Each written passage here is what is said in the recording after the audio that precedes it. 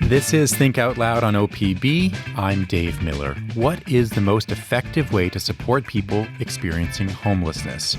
That's one of the questions at the heart of a report that came out earlier this month. Researchers at Portland State University partnered with people who've been homeless themselves to survey more than 500 people who are or have been homeless in Multnomah County. They focused on what people experiencing homelessness say they need to be able to meet their basic needs and to get into housing. Kathleen Conte is the lead investigator of the study. She is an assistant professor in the OHSU PSU School of Public Health and a member of the Homelessness Research and Action Collaborative. Cassie Marusa is a member of the Lived Experience Committee that helped produce this new report. They both join me now. It's great to have both of you on Think Out Loud. Thanks for having us. Kathleen, first, what did you set out to learn in this survey? Yeah, so this study is funded by the Multnomah County Homelessness Services Department. So they were interested in understanding how their services are working kind of at a system level. So it's not about any particular service, but about the whole system. How is it working to get people into housing? What are people's goals? What do they want? And we kind of complicated that a little bit by asking questions that we were interested in, like what is actually helping people while they're waiting to achieve those goals, while they're currently and actively experiencing homelessness. We've talked over the years and we've heard over the years about other surveys. What was different about this one? This is the first time that the city and maybe even our state has actually invested in supporting people who have lived experience of homelessness as co-constructors of the research. So we have people with lived experience who are doing everything from collecting data to designing the study questions to even being involved in the analysis of the data. And that's very unique, not only for service delivery and service design, but in the field of research to kind of open it up and have those folks be inside of the research-making process. Cassie, you were one of those folks. Why did you want to take part in this process? Yeah, so being part of the Lived Experience Committee was something that came to me in an email from my administration. So seeing something that we can be involved in to directly impact research that is being done and giving a voice to people who have experienced homelessness like myself, I think that was the value of it. So I currently work with people who are experiencing housing instability, and I understand their needs. And being someone with lived experience, I just wanted to help propagate that, make sure that the funding is going to the right places. What did your work entail for this study, for this survey? Yeah, so the Lived Experience Committee was involved in all aspects of the study. So we acted as co-researchers. We helped identify research priorities. We presented to media and in conferences. We developed messages to share with stakeholders. We created survey questions. We conducted the surveys. We did data analysis. And mostly we acted as advocates for our houseless community. Can you, I'll ask both of you this question, but Cassie, starting with you, what's a concrete way that you know that this study was different because people like you were a part of every aspect of it? I guess, another way to put it is, what would have been different if it had just, in quotes, been researchers like Kathleen, who don't know what it's like themselves to be homeless, if they'd been the sole people who did this? Well, I think the biggest difference is that this is a super trauma-informed project. This research is not being done on people with homelessness experience, but with people with homelessness experience. So just being involved in every aspect, we're able to add our value and add what we've gone through with our homelessness experience to every part of the research. So when creating the survey questions, that was a big part of making sure that they were trauma-informed, making sure that we weren't going to elicit, emotional responses that may have been negative. So just, being all-inclusive and, Kathleen, what about you? What's a specific place where you know that this report is different because of the input, expertise, knowledge of people like Cassie? Yeah, I mean, the whole report is different than research I would normally do. I would say that, researchers are good at finding answers, but if we're not asking the right questions, we're not going to get the right answers. And so the committee being involved and even just saying, we need to understand people's experiences while they're homelessness, not just the services that they get, but what is it like to achieve, access those services, and how is that helping them or not. But the other thing I would point out is that the quality of the data in this study is tremendously important, because these folks were going out, our partners, our committee members were going out and meeting with people one-on-one and sharing their experiences and building trust. And the kinds of things that people told us were very personal and reflected the trauma that they had been through, and that wouldn't have happened if it had been me out there asking those questions. Cassie, you were one of the people who fanned out with the questionnaire. Yeah. What was that experience like? That was really rewarding. So to hear the responses, the emotional responses to the questions that we helped formulate was really powerful. We had lots of people give feedback that they were happy to be heard and happy to be given a voice and hadn't been asked those questions before. So it was really valuable. On average, survey respondents said that they moved more than 5 times in the last 6 to 12 months, and we'll get to this, or were moved some number of times involuntarily.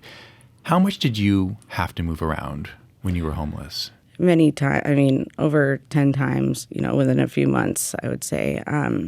I primarily stayed at the Portland International Airport myself. I was fleeing domestic violence, and so I would stay there and I would look up, flights on my phone so that if security came and asked me, I would have an excuse for why I was staying there. I stayed on the streets. I stayed in vehicles at friends' houses, couch surfed. So the only place I didn't stay actually was a shelter. Why not?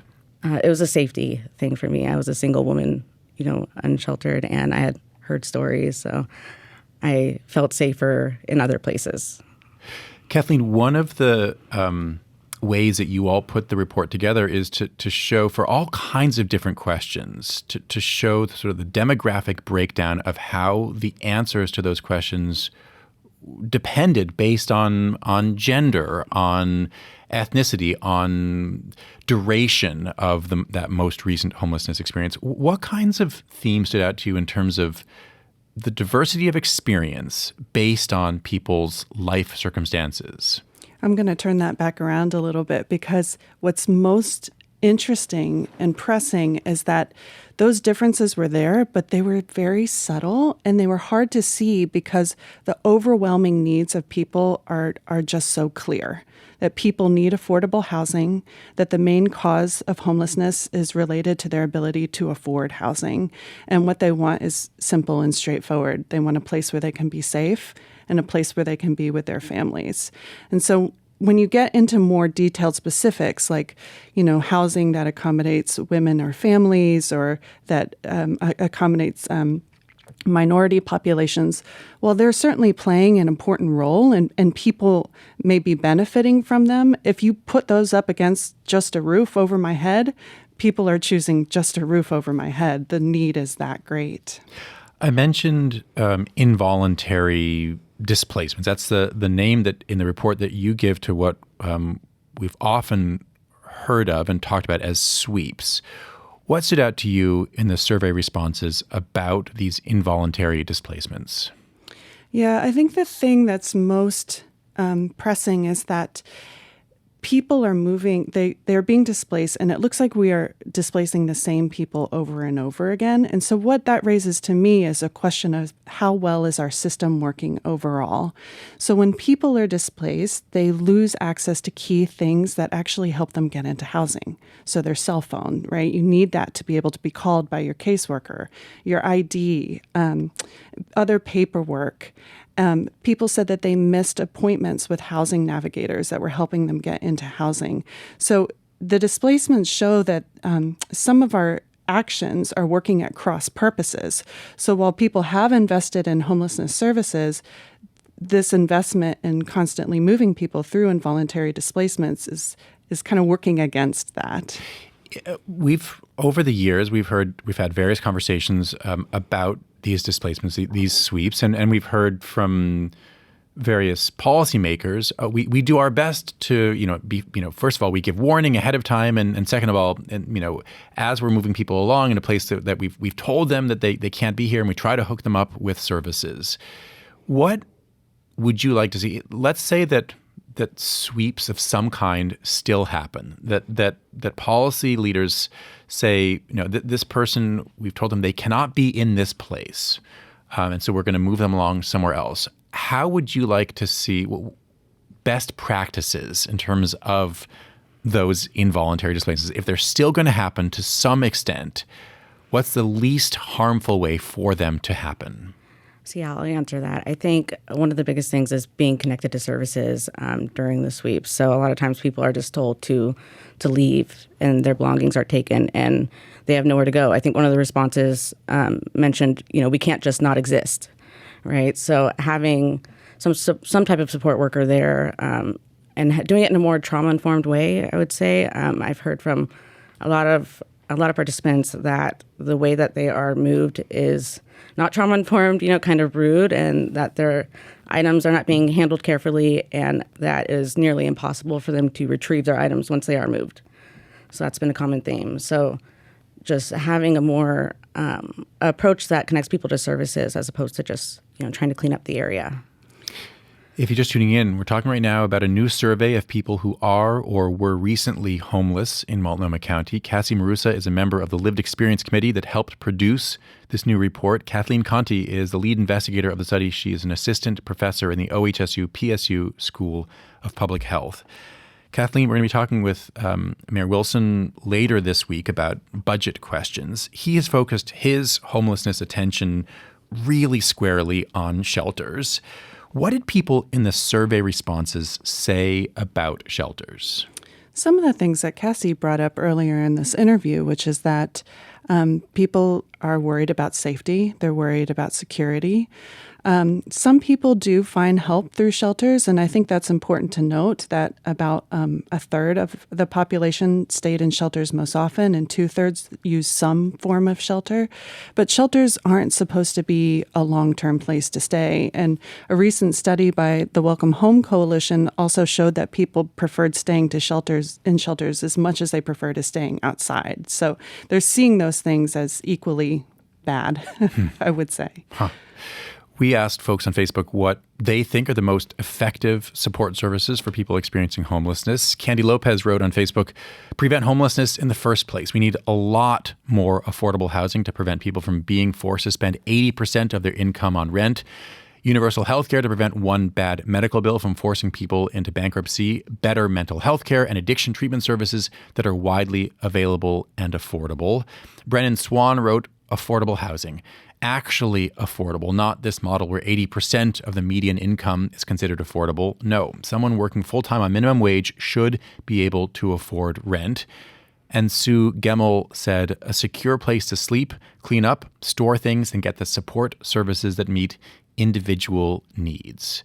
Kathleen, I saw you nodding a little bit as you were hearing. What stands out to you in some of those comments? It sounds like the main findings from the report. I mean, people who are experiencing homelessness know what they need to be successful in housing. And it's those things that those listeners just said to you. They need affordability.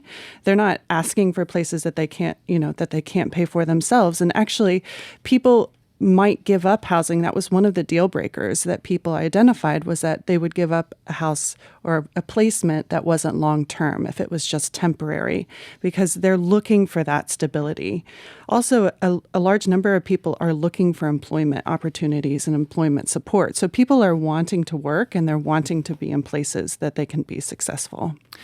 Cassie, one of the pages that struck me was in the area where respondents were asked for the reasons for their loss of housing for the most recent time they became homeless. The top answers were lost or reduced income, some kind of trauma that they experienced, or an eviction notice.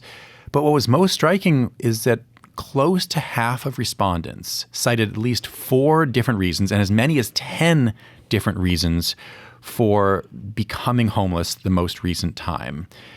How does that increase the challenge of helping people? If they're saying it's not one reason, it's not four, it's 10 different things that they could point to on a list for why they were homeless.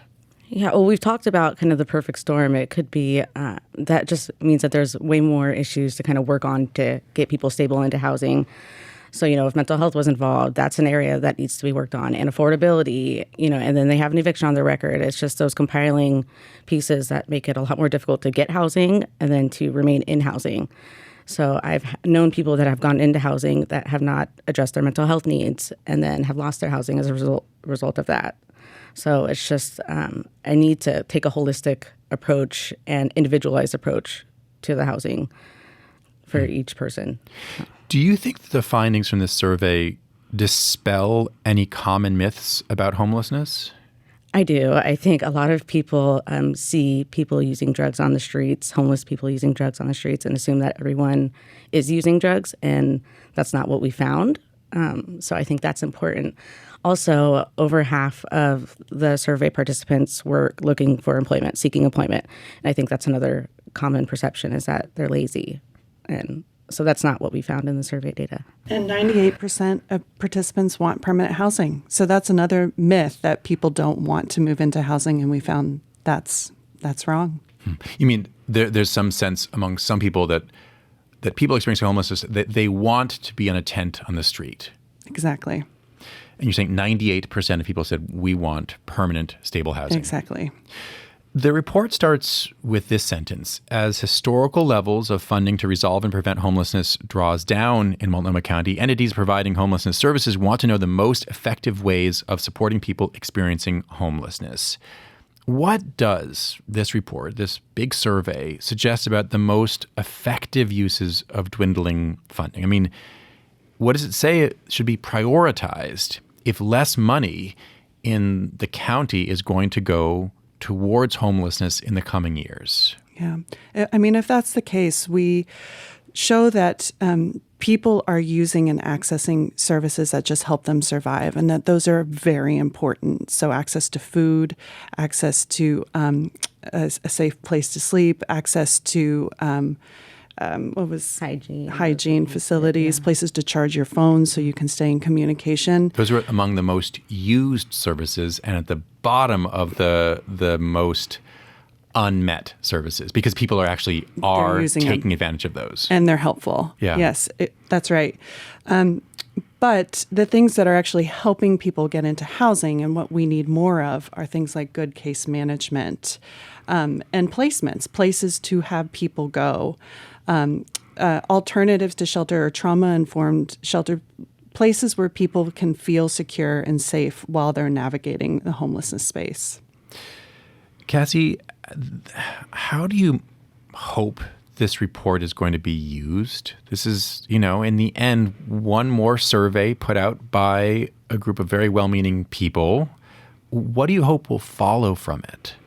I really hope that there will be more effort in funding in permanent housing and helping people find employment. So some employment support to kind of help people, fill their own life, kind of get to a place where they want to be and not be on the streets anymore. I feel like a lot of people aren't staying in shelters. A lot of people who are homeless are not staying in shelters. So I think putting more funding into that is not necessarily helping the situation and not helping people get into permanent housing.